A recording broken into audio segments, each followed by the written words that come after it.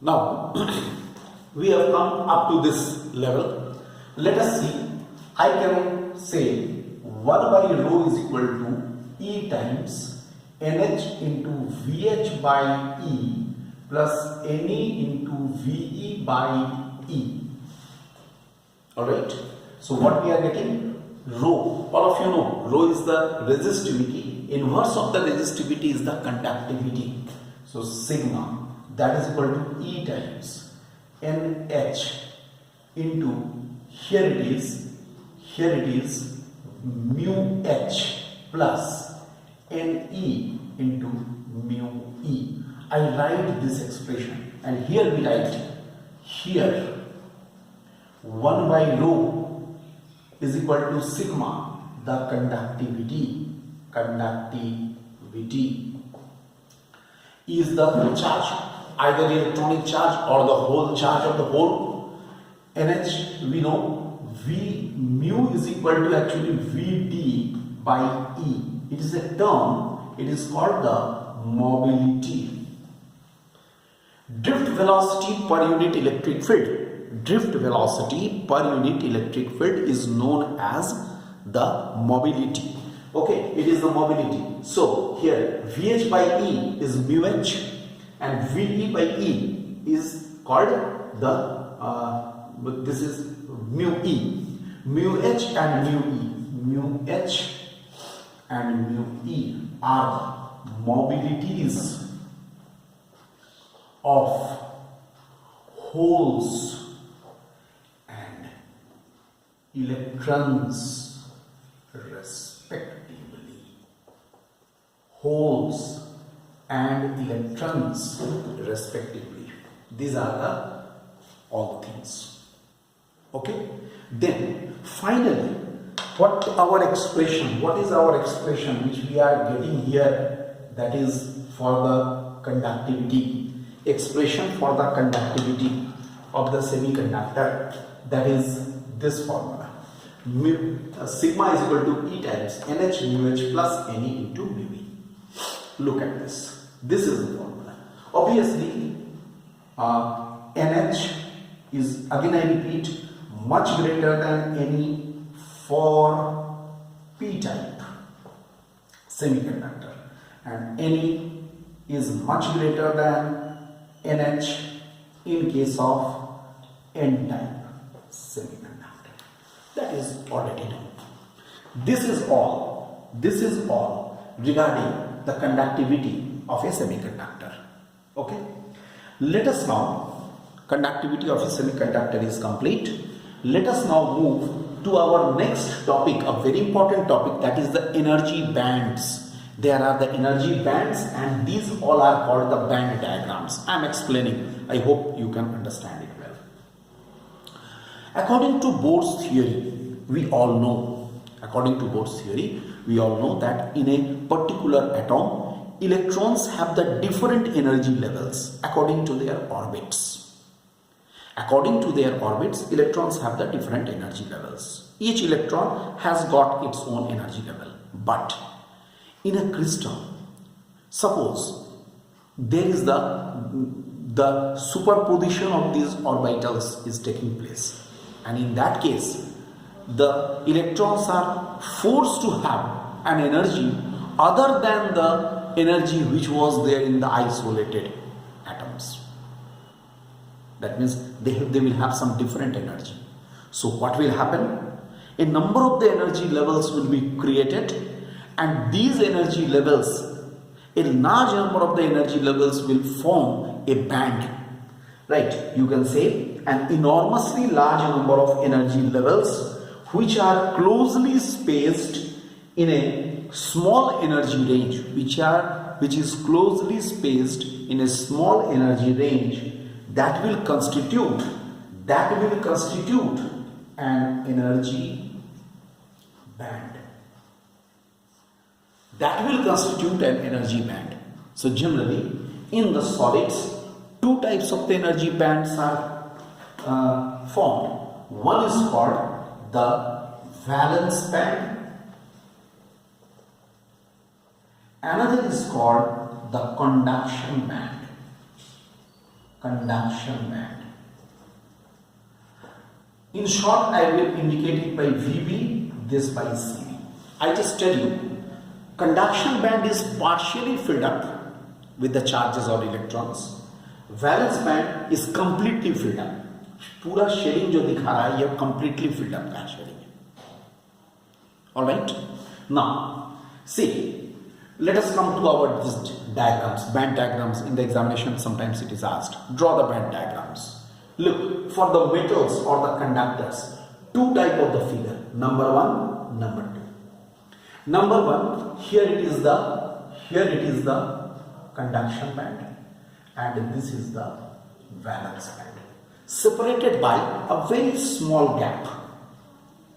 Okay, very small gap. Look, there is a very small gap, and it may be possible that here is the conduction band and here is the valence band.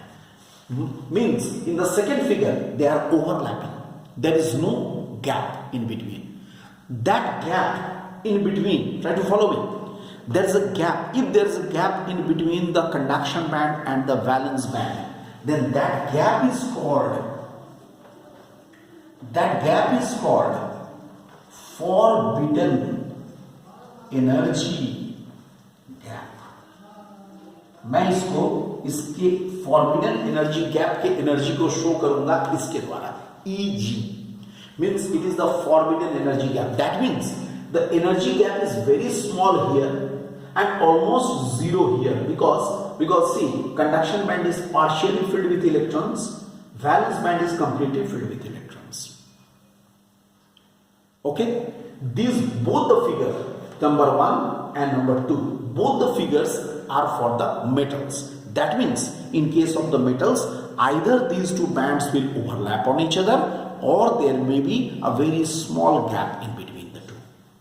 Okay. Secondly, we are coming to the insulators.